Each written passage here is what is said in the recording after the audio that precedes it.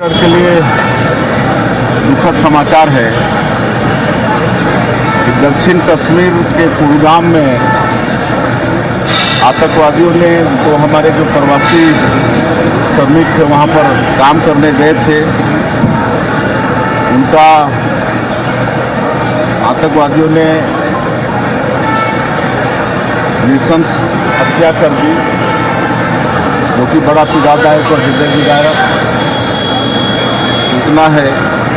और इसमें शक्ति जिले से श्री दीपक रात्रे की आतंकवादियों ने हत्या कर दी और सारंगढ़ बिराईगढ़ जिले से भूपेंद्र भैना उसकी भी नृशंस हत्या कर दी और आतंकवादियों के इस कृत्य की घोर निंदा करते हैं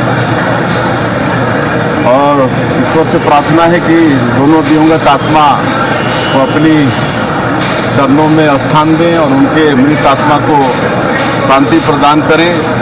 और छत्तीसगढ़ की सरकार दोनों मृतक परिवार को 20-20 लाख रुपये की सहायता राशि प्रदान करेगी। और अभी हम लोग का 3 दिन का दिल्ली प्रवास था, जो कि बहुत ही अच्छा रहा। प्रथम दिन माननीय राष्ट्रपति महोदया से हम लोगों ने मुलाकात किया। हमारे प्रदेश के गृह मंत्री श्री विजय शर्मा जी भी थे साथ में, और जो हमारे बस्तर क्षेत्र के पद्मश्री के अवार्डी थे, बस्तर पंडुम के जो विजेता थे, और मांझी चालकी जिनका बस्तर दशहरा को संचालित करने में बहुत बड़ा योगदान रहता है, सबका पहली बार राष्ट्रपति भवन में इतने बड़े जनजातीय समाज के प्रतिनिधि मंडल का स्वागत हुआ। महामहिम राष्ट्रपति महोदया ने अपने कर कमलों से सबको अंग वस्त्र पहनाकर और राष्ट्रपति भवन का प्रतीक चिन्ह देकर सम्मानित किया, और सबका दोपहर का भोजन भी राष्ट्रपति भवन में हुआ। और सबका सौभाग्य कि महामहिम राष्ट्रपति महोदया ने अपने हाथों से भोजन सर्व भी किया। और माननीय प्रधानमंत्री जी से भी मुलाकात हुई और बस्तर जो नक्सल मुक्त हुआ और वहाँ की गतिविधि से उनको अवगत कराया। और विशेषकर जो 461 गांव हैं बस्तर क्षेत्र के जो अविद्युतीकृत हैं, और वहाँ पर विद्युतीकरण के लिए एक प्रस्ताव भारत सरकार के पास गया हुआ है, तो उसकी स्वीकृति के लिए माननीय प्रधानमंत्री जी से हमने आग्रह किया है। और राजनांदगांव में प्रस्तावित जो यूरिया संयंत्र है, और उसके लिए हम लोगों ने ज़मीन भी प्रदान कर दिया है 421 एकड़, उसकी स्वीकृति के लिए भी माननीय प्रधानमंत्री जी से आग्रह किए हैं। और हमारे प्रदेश में आयुर्वेदा का एम्स खोलने का भी आग्रह माननीय प्रधानमंत्री जी से किए हैं। और माननीय प्रधानमंत्री जी ने बड़ी इत्मीनान के साथ सबको सुना है और पूरा आश्वस्त किया है कि ये काम हमारे प्रदेश में होंगे। और आने वाले समय में यहाँ पर लखपति दीदियों का भी एक बड़ा सम्मेलन, महासम्मेलन करेंगे, उसका भी आमंत्रण माननीय प्रधानमंत्री जी को दिए हैं और उन्होंने उसको भी सहर्ष स्वीकार किया है। और एक जो महानदी जल बंटवारे का मामला है, जो कई वर्षों से उड़ीसा के साथ ये विवाद चल रहा था, और बड़ा गौरव का विषय है कि जब डबल इंजन की सरकार बनी है तो इसमें लगातार प्रयास हो रहा था। और अभी उड़ीसा के मुख्यमंत्री आदरणीय श्री मोहन चरण मांझी जी और हम दोनों प्रदेश के मुख्यमंत्री और दोनों प्रदेश के अधिकारियों का हमारे जो जल शक्ति मंत्री हैं आदरणीय CR पाटिल जी, उनके समक्ष बैठक हुआ है और CWC को निर्णय के लिए अधिकृत किए हैं कि दोनों प्रदेश के हित और अधिकार को देखते हुए इसका निर्णय करें और आने वाले 3 महीना के अंदर पूरी संभावना है कि इस जल बंटवारे का भी समाधान हो जाएगा। माननीय रेल मंत्री श्री अश्विनी वैष्णव जी से भी छत्तीसगढ़ रेल परियोजना के विषय में चर्चा हुई है और बड़ा खुशी का विषय है कि कई सौगात हम लोगों को मिलने वाला है।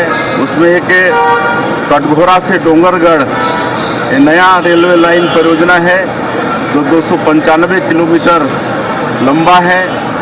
पहले से इसकी मांग चलते आई लेकिन किसी कारणवश वो हो नहीं रहा था और अब इस लाइन के निर्माण का रास्ता प्रशस्त हुआ है और इस रेल लाइन के बनने से कटघोरा, करतला, मुंगेली, कवर्धा, खैरागढ़ होते हुए डोंगरगढ़ तक ये रेल लाइन जाएगी और इससे कई हमारे ऐसे ज़िले जो रेल से अछूता थे वहाँ भी रेल पहुँचेगा। ये बहुत बड़ी बात है छत्तीसगढ़ के लिए। और सरडेगा, पत्थलगांव, अंबिकापुर, धर्मजयगढ़, पत्थलगांव, लोहरदगा और अंबिकापुर, बरवाडी रेल लाइन की भी शीघ्र स्वीकृति का हमने रेल मंत्री जी से आग्रह किया है। रावघाट जगदलपुर रेल लाइन की स्वीकृति पहले ही मिली है, इसके प्रगति पर भी चर्चा हुई है। किरंदुल से कोत्तागुड़ेम तथा गढ़चिरौली, बीजापुर, किरंदुल नई रेल लाइन इसका जो सर्वे कार्य चल रहा है उसकी प्रगति पर भी माननीय रेल मंत्री जी से चर्चा किए हैं। तो ये सब आने वाले समय में हमारे छत्तीसगढ़ में ये सब बनेंगे। तो इसके लिए हम माननीय देश के प्रधानमंत्री श्री नरेंद्र मोदी जी और रेल मंत्री जी को बहुत बहुत बधाई देते हैं। केंद्रीय संचार मंत्री ज्योतिरादित्य सिंधिया जी से भी मुलाकात हुई और DBN डिजिटल भारत निधि के तहत 2305 नए मोबाइल टावर का प्रस्ताव भारत सरकार को गया हुआ है। उसकी स्वीकृति का भी आग्रह माननीय श्री ज्योतिरादित्य सिंधिया जी से किया है और उन्होंने हम लोग को आश्वस्त किया है कि आने वाले समय में इसकी स्वीकृति होगी। और जो नक्सल प्रभावित क्षेत्र में 577 अतिरिक्त मोबाइल टावर की स्वीकृति उन्होंने पिछले दिनों दी, उसके लिए भी उनको धन्यवाद हम लोगों ने प्रदेश के तरफ से दिया है। माननीय केंद्रीय जनजाति मंत्री जुएल ओरांव जी से भी मुलाकात हुई है और बस्तर क्षेत्र का जो 461 गांव है जहां बिजली नहीं पहुंची है वहां बिजली पहुंचाने के लिए विशेष वित्तीय सहयोग करेंगे, ऐसा उनसे भी निवेदन किए हैं। माननीय कृषि मंत्री शिवराज सिंह चौहान और ग्रामीण विकास मंत्री भी हैं, उनसे भी कृषि भवन में मुलाकात हुई है और उनके पास प्रधानमंत्री ग्राम सड़क योजना भी है। तो हम लोगों ने उनसे भी निवेदन किया है कि जिस तरह से हमारे बस्तर क्षेत्र में बसाहट बहुत दूर दूर है, तो 10 किलोमीटर की परिधि को एक यूनिट मानकर वहाँ पर प्रधानमंत्री ग्राम सड़क योजना की स्वीकृति देने का हम लोगों ने आग्रह किया है। तो उसको भी उन्होंने सहर्ष स्वीकार किया है। और माननीय खाद्य एवं सार्वजनिक वितरण तथा नवीन एवं नवीनीकरण ऊर्जा मंत्री श्री प्रहलाद जोशी जी से भी मुलाकात किए हैं और उनसे आग्रह किए हैं कि प्रत्येक महीना 5 लाख मीट्रिक टन चावल यहाँ से लें ताकि मतलब जल्दी जल्दी यहाँ पर मिलिंग हो पाए। तो उन्होंने भी इसके लिए आश्वस्त किया है।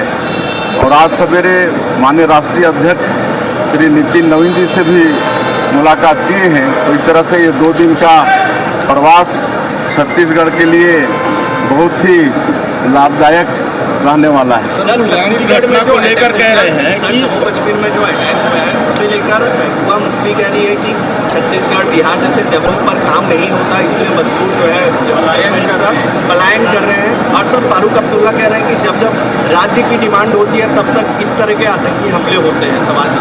नहीं, ऐसी बात नहीं है। काम की छत्तीसगढ़ में कोई कमी नहीं है।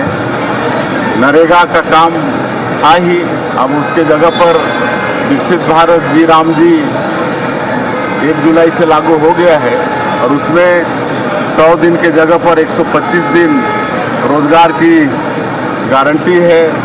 फिर हम लोग नई उद्योग नीति भी यहाँ पर लाए हैं, उसमें भी रोजगार की विशेष व्यवस्था है। आज 18 लाख पीएम आवास का निर्माण चल रहा है पिछले 2.5 वर्षों से। उसमें भी किसी तरह से काम नहीं मिलने का कोई प्रॉब्लम नहीं है और जगह जगह हम लोग उनका स्किल डेवलपमेंट करके भी उनको रोजगार से जोड़ने का काम कर रहे हैं। तो ये कहना कि छत्तीसगढ़ में काम की कमी है ये बिल्कुल असत्य है।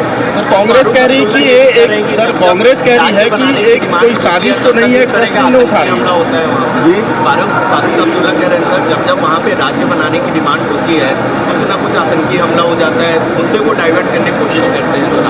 नहीं, इसमें भी कोई सत्यता नहीं है। ये लोग तो वहाँ पर काम करने गए हुए थे और इनके ऊपर में आतंकवादियों का एक कायराना अटैक हुआ है। सर, कांग्रेस कह रही है कि आशंका जता रही कि ये कोई साजिश है केंद्र सरकार की, देश में जो माहौल बना कि जो जेल को फेस कर रही है। अब कांग्रेस को तो बीजेपी के एनडीए के हर चीज़ में साजिश नज़र आती है, तो उनको अपना चश्मा बदल लेना चाहिए। ठीक है।